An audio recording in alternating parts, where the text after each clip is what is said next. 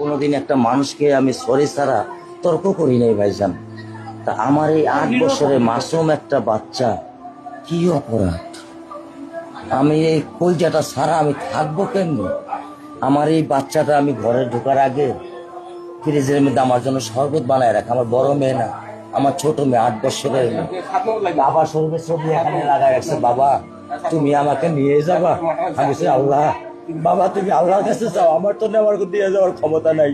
আমার মেয়ে আল্লাহর কাছে চলে গেছে, আমার মেয়ে আল্লাহর কাছে চলে গেছে।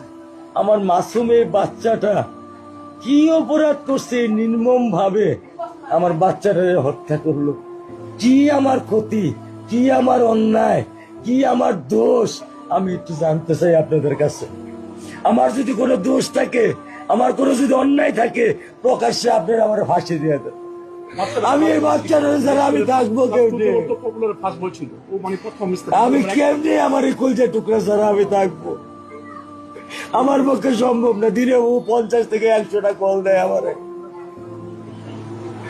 বাবা তুমি কখন আসবা, বাবা তুমি কখন আসবা, বাবা তুমি কখন আসবা।